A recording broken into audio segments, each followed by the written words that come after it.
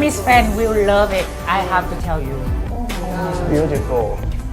Xin chào. Oh. Wow. Amazing.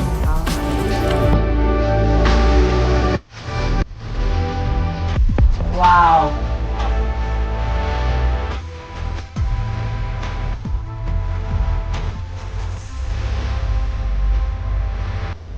And the show's gone.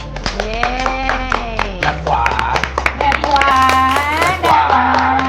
Okay, guys.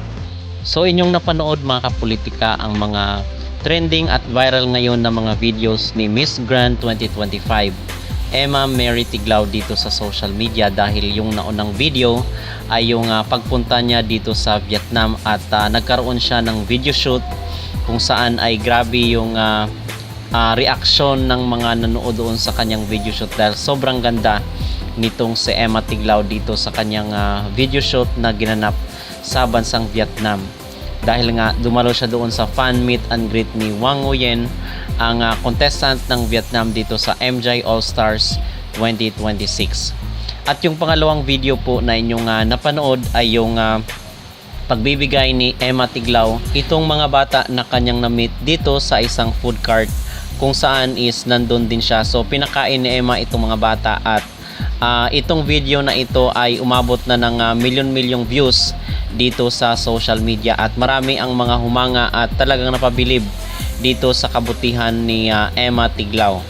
So despite dito sa ginawa ni Emma is meron pa rin pong iba na merong mga side comment na laging ini-involve itong political color, political affiliation ni Emma Tiglao. Hindi pa rin po matapos-tapos itong issue dito kay Emma, patungkol nga ang sinasabi nila ay DDS daw, at sabi nila mabait siya, kaya lang parang DDS yata, at sinagot naman ito ng ating mga netizen. So sabi dito, so what's the point? Let's respect her own political beliefs. Hindi mo siya hawak sa leeg para maging katulad mo siya. There's nothing wrong kung ano man ang political stance niya. DDS yan si Emma. Oh. Ayun ha. Correct. Talk show Parang famous na siya. Parang hindi ka na makakauwi ng Manila, ma. Basta ako, ang sinabi ko lang sa inyo, ako po ay isang newsreader. And I don't need to explain. I don't need to explain myself. A newsreader, period. Period. And ang period, minsan mukhang bato, right? Kasi Yes. yung Yes. bilog. Oo.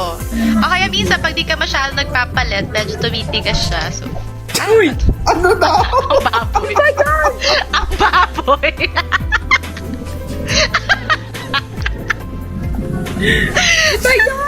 Ano ba yan? Nakakainis. Nakakainis. Okay, sabi ng mga tuwan-tuwa yung mga bata, yun yung gusto nila, yung medyo nare-risk natin yung mga careers natin, yan ang gusto nilang Oo, content. yun yung mga gusto Oo. niya, yung parang kinabukasan tatawagan na lang kami dahil sa breach of contract. Ganyan. Oo. May nag-pull out na na racket dahil sa inyo. Ayan. Ikaw Wag naman, wag ikaw na natin ba, ano? dagdagan pa yung stress sa mundo. Di ba? Ang dami ng bad news, dami ng sad news. Tapos pati pa tayo mga tao, wala na. Kanya-kanya na. Mm-mm. Kaya utang na loob, mag-register na po kayo to vote. Ilang araw Yes. na lang. Sabi nga ni Baus at na sinuportahan ni Mayor Joy, hawak, niyo Hawak ang mo vote. ang vote. O, diba? Hawak niyo ang vote. So yun mga kapolitika, ang old video ni Emma Tiglao dito sa mga nambabati ko sa kanya, sa mga nagbibigay sa kanya ng mga negatibong komento dahil daw sa kanyang political color. So wala namang sinabi itong si Emma Tiglao na siya ay panig sa isang political party. So sabi niya lang siya ay isang news reader. So sana sa ating mga kabayan, sa ating mga pageant supporters ay irespeto po natin kung ano man yung political belief ni Emma Tiglao, dahil may kanya-kanya naman po tayong opinion, may kanya-kanya tayong paninindigan. Okay, so ganoon na lang po, dahil nga Hindi naman yun magmamatter dito sa karangalan na ibinigay ni Emma sa international stage dahil siya ay nanalo dito sa Miss Grand International 2025. So mula po dito kay Emma Tiglao, dito naman po tayo sa Reyna Filipinas dahil magsisimula na po bukas ang kanilang masterclass kung saan is magkakaroon ng inspirational talk yung mga kilalang personalidad katulad na lang ni Emma Tiglao. 3 crowns, each representing a journey defined by purpose, resilience, and the courage to lead. Beyond their brilliance lies a promise to inspire, to serve, and to carry the values of Reyna Filipinas with pride. Soon, these crowns will find their rightful queens.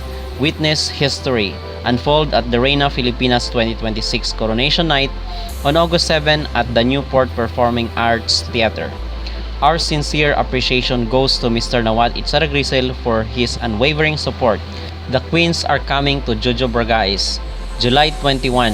As we celebrate our 13th anniversary outlet sale, we're bringing you a special opportunity to meet the incredible Reyna Filipinas candidate.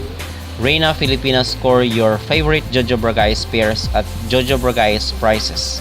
Take photos with the candidates and show your support as they continue their journey to the Reyna Filipinas stage. So far mga kapolitika, yun po ating pinaka-latest na update dito sa mundo ng beauty pageant, in particular kay Emma Tiglao at sa Reyna Filipinas. Ano po ang inyong maging opinion dito sa naging comment ng isang netizen kay Emma? Mag-comment down below at huwag kalimutang mag-like at mag-subscribe na rin kayo para updated kayo sa ating mga latest issue.